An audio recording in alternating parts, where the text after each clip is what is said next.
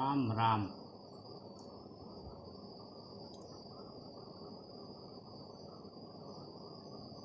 परमात्मा यानी भगवान में विश्वास के लिए कुछ और नहीं करना होता।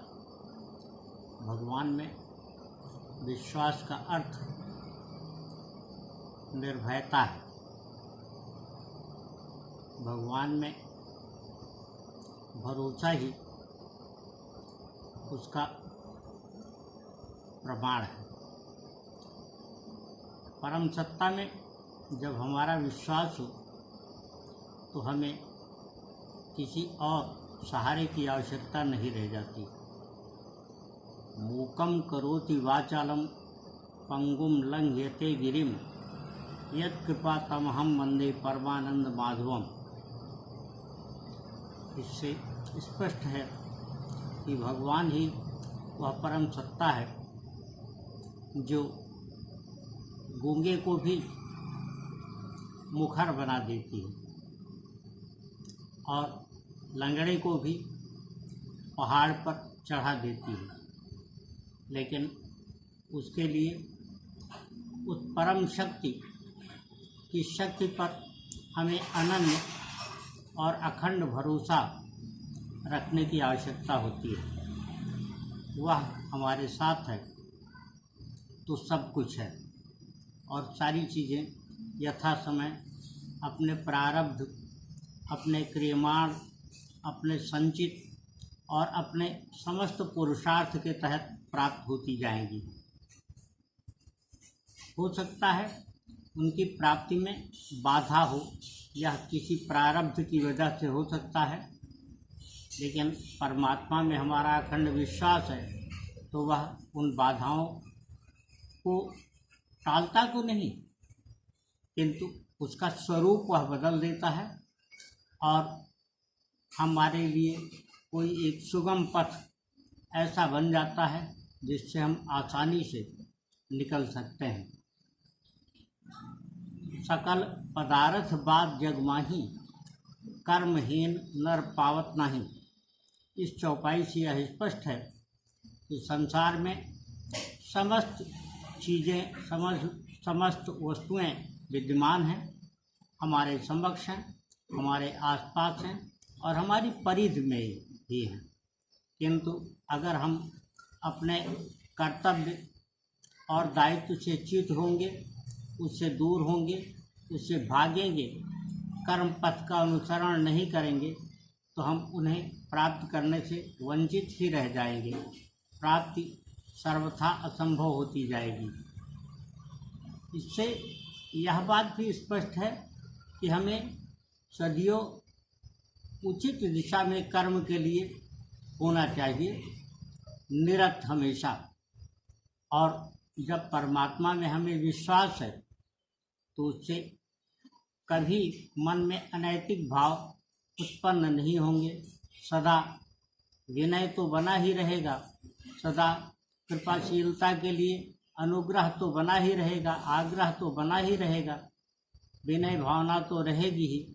एक बात और होगी और वह ये कि हम अनैतिक बातों या अनैतिक पथ के बारे में कभी सोच भी नहीं सकते। नैतिकता का मन में सदा विद्यमान रहना ही सज्जनता की भी निशानी है और यह सज्जनता हम में है तो हम सदियों सकारात्मक ऊर्जा से प्रेरित होते रहते हैं और वह सकारात्मक ऊर्जा हमें पथ प्रदर्शित करती रहती है।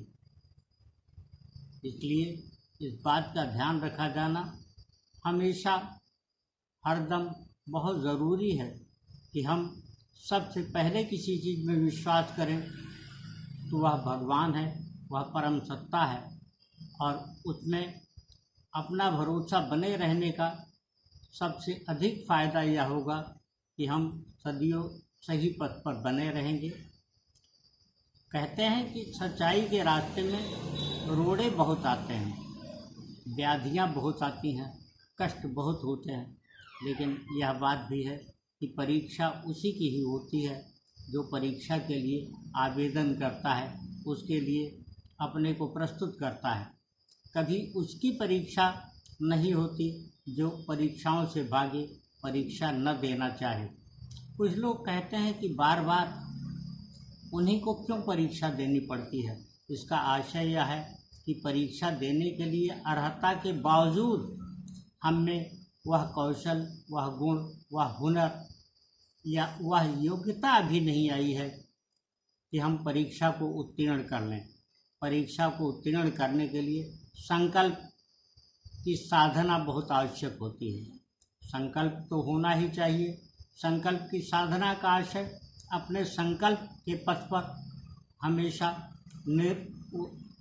लगे रहना है, उसी मार्ग पर चलते रहना है, उससे बचना नहीं है। उससे अलग कोई बात न सोचनी है न समझनी है, जब तक कि हमें अपने जीवन का अभीष्ट लक्ष्य न प्राप्त हो जाए। जिस बात के लिए हम कोई अभीष्ट तय करते हैं वह किसी एक बड़े उद्देश्य को धारण में रख करके करते हैं, और हमें इस बात का ध्यान रखना चाहिए सदियों कि हम वास्तव में क्या अपने जीवन में उद्देश्य निर्धारित किए हैं और उसके लिए हमने किन साधनों का सहारा लिया है। साधनों के सहारे का प्रश्न भी जब हमारे समक्ष उत्पन्न होता है तो यही बात आती है कि हम नैतिक साधनों का प्रयोग कर रहे हैं या अनैतिक साधनों से किसी चीज़ को अर्जित करना चाहते हैं।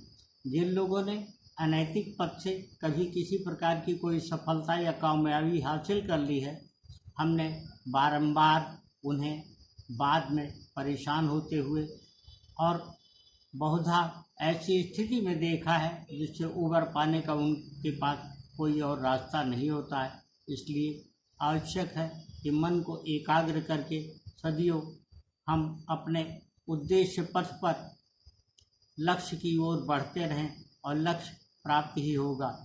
यह ध्यान में और रखे जाने की आवश्यकता है, रखने की आवश्यकता है कि हमें जब सदियों हम सोचेंगे, हमेशा अच्छे पद के बारे में सोचेंगे, तो हमारे मन में किसी प्रकार की कुमति, अबुद्धिमत्ता या मूर्खता पूर्ण बातें नहीं आएंगी।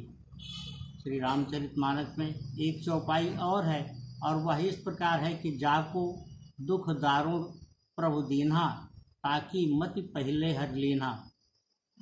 उन लोगों को जिनको परमात्मा की व्यवस्था यानी प्रकृति यह निर्धारित कर चुकी है कि इनको हमें दुख और दरिद्र ही देना है, इससे मुक्त नहीं करना है, वह सबसे पहले उनकी मति को यानी उनकी बुद्धि को, उनकी प्रज्ञा को हर लेता है, उसको ले लेता है और व्यक्ति अनीति के पथ पर बढ़ चलता है।